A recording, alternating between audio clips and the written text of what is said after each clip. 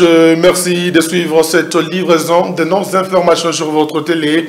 Le journal de ce week-end qui va s'ouvrir par ce point de presse tenu à Lubumbashi par le porte-parole du gouvernement et ministre congolais de médias, Lambert Mende Omalanga, qui était devant la presse louchoise au niveau du bâtiment de la salle Wontonchi de la mairie de Lubumbashi. Plusieurs questions ont été évoquées par le porte-parole du gouvernement. Je vous fais découvrir la quintessence au travers ce reportage de Polydor Kimba, Arnaud de Chilombo. Au menu de ce point de presse entre le porte-parole du gouvernement et le journaliste de Lubumbashi, deux points importants ont figuré dans l'allocution du ministre des Médias, à savoir la finalisation du projet de la deuxième phase de migration de la télévision analogique vers la télévision numérique, ainsi que préparer le lancement officiel de l'initiative des 500 villages congolais connectés à la télévision satellitaire.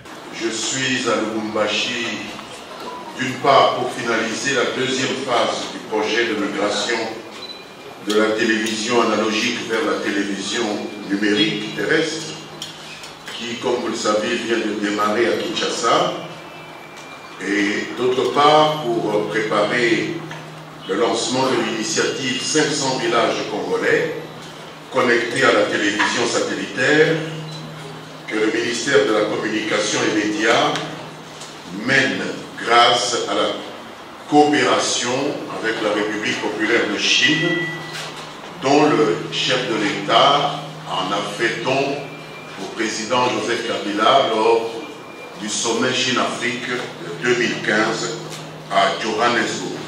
Quant à l'actualité, notamment l'acquittement de Jean-Pierre Bemba par la Cour pénale internationale, Lambert Mende Omalanga dit prendre acte au nom du gouvernement congolais et s'abstient de tout commentaire. Concerne la décision prise par la Cour pénale internationale au sujet de l'ancien vice-président Jean-Pierre Bemba, je voudrais vous inviter à revisiter l'histoire de l'arrestation et du jugement suivi de la condamnation de Jean-Pierre Bemba par la Cour pénale internationale. C'est une affaire dans laquelle la République démocratique du Congo est totalement comme gouvernement étrangère, sauf que Jean-Pierre Bemba étant un citoyen congolais, la République démocratique du Congo lui devait ce qu'on appelle en droit l'assistance consulaire.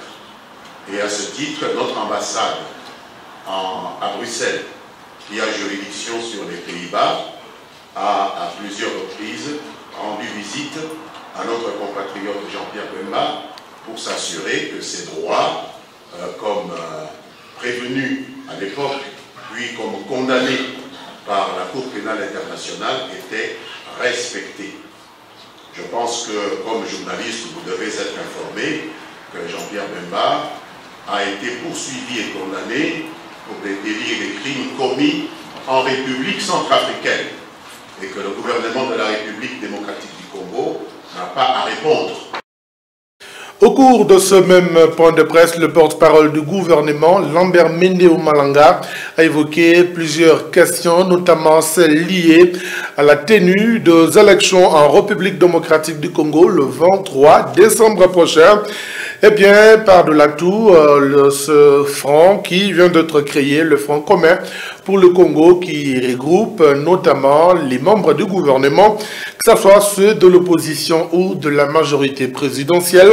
Lambert Mende Omalanga a également évoqué cette question qui concerne les élections qui sont une affaire interne et non des étrangers. Voici l'extrait de son intervention, extrait choisi pour vous et pour nous par Arnaud de Chilombo. En ce qui concerne la République démocratique du Congo, et particulièrement le groupe au pouvoir aujourd'hui, que l'on appelle la majorité présidentielle, ainsi que la plateforme qu'elle vient de constituer avec les partis signataires de l'accord du 31 décembre 2016, au-delà des chapelles politiques, nous considérons les élections prévues pour le 23 décembre 2018 comme une apothéose démocratique. Et nous estimons que ces élections sont et doivent rester une affaire interne qui ne concerne que les Congolais.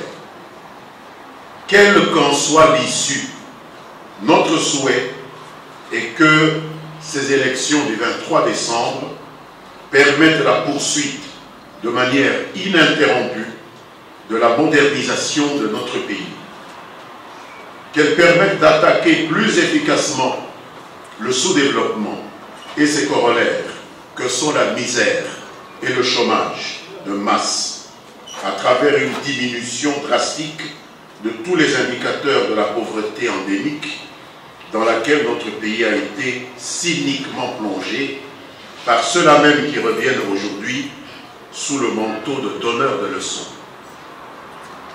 Tous ceux qui, ici et là, doutent de la capacité des Congolais à se prendre en charge à cet égard ne devraient pas perdre de vue que l'écrasante majorité de notre peuple a toujours été attachée aux valeurs de liberté, de l'indépendance, de la dignité et de la souveraineté de notre peuple, que des envahisseurs, des occupants, des maîtres à penser et leurs affidés voudraient nous confisquer au nom d'une prétendue infériorité ontologique qu'ils affirment avoir décernée en nous.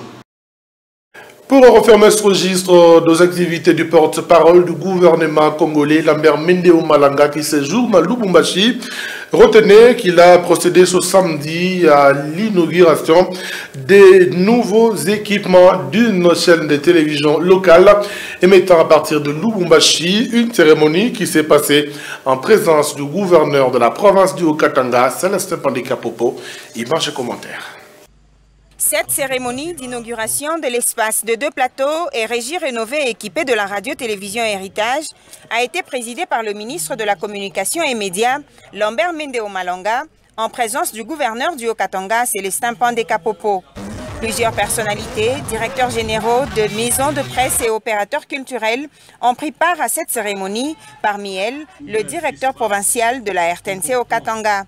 Une prière et une exhortation ont été faites pour rendre grâce à l'Éternel qui a permis la tenue de cette cérémonie. Le prédicateur a appelé l'assistance à toujours glorifier le Seigneur en toutes circonstances.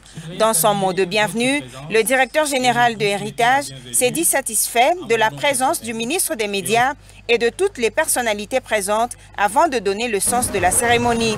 Narcisse Kalinga Numbi a par ailleurs fait au nom de la corporation un plaidoyer en ce qui concerne de nombreuses taxes auxquelles les maisons de presse font face.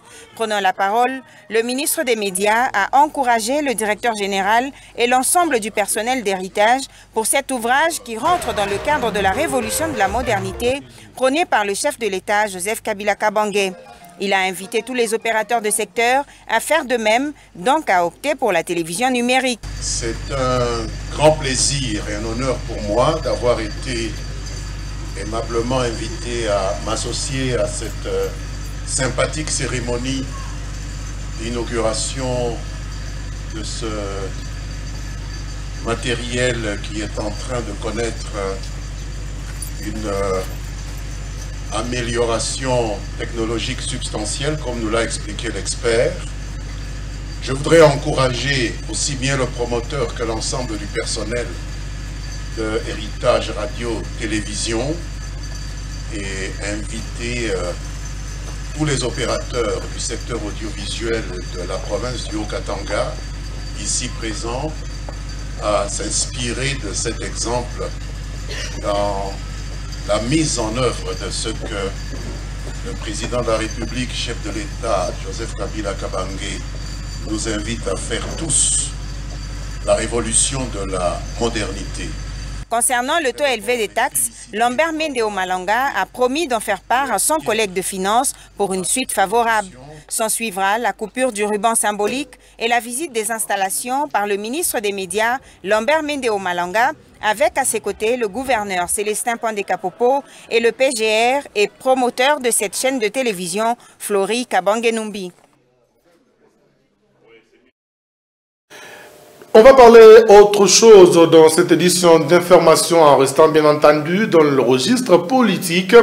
Eh bien, après la création de la nouvelle plateforme de la majorité présidentielle, la méga plateforme réunissant les membres du gouvernement, que ce soit ceux de l'opposition ou de la majorité œuvrant au gouvernement congolais, le premier ministre honoraire Sami Badibanga avait déclaré, je le cite, cette nouvelle plateforme vient mettre fin à l'accord de la Saint-Sylvestre.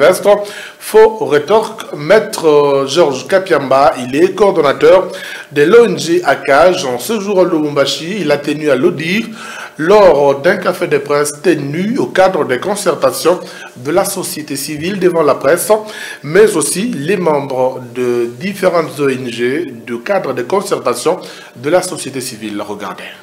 Voir que premièrement, lui n'a jamais été co-signataire de cet accord et par conséquent, il ne peut pas comme ça se réveiller, dire que cet accord est mort. Parce que nous savons comment un accord peut mourir ou peut cesser de s'appliquer. C'est soit que l'une des parties au dit accord le révoque, c'est-à-dire dit je me désengage, je n'y participe plus, pour moi c'est terminé. Soit que c'est tout le monde qui dit directement que cet accord, pour nous, nous l'abandonnons. Donc je lui ai dit au téléphone que c'était une position hasardeuse de sa part de soutenir ce genre de choses. Et que politiquement, c'est peu responsable. Parce que tout est déjà réglé. Vous ne pouvez pas comme ça, vous n'avez pas été... Nous avons convenu un accord avec lui, et puis vous vous dites non, votre accord là n'a plus d'effet. Non, ça n'a pas de sens. Hein?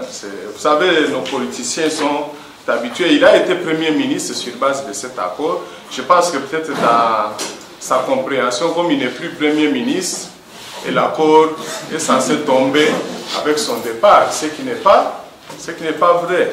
L'accord subsiste. Ceux qui ont l'autorité de garantir cet accord, c'est la CENCO.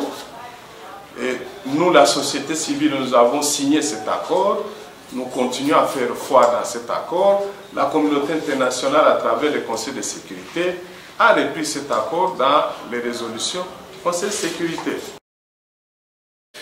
La conseillère du gouverneur de la province du Haut-Katanga, Cécile Kiembe-Katanga, a, au nom du gouverneur de la province, payé la facture d'une femme qui a mis au monde des triplés. Cela se passait ce samedi dans la ville de Lubumbashi. On le découvre dans cet élément de reportage. Pour la 4e fois qu'elle devient mère, Yolande Osako, 31 ans, a donné naissance à des triplés.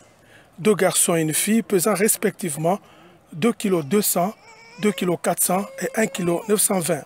Ayant suivi la nouvelle à travers les médias, Célestin Pandekapopo a réagi.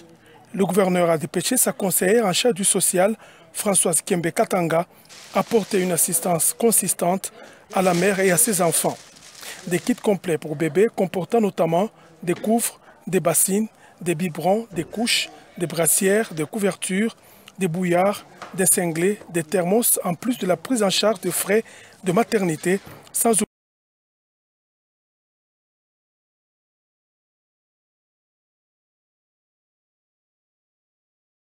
Nous le disions dans le titre de ce journal où nous parlions politique avec cette question qui concerne l'acquittement du sénateur congolais, ancien président de la RDC, Jean-Pierre Bemba Gombo à La Haye. Eh bien, l'ambiance était au rendez-vous au niveau de la fédération du MLC au Katanga.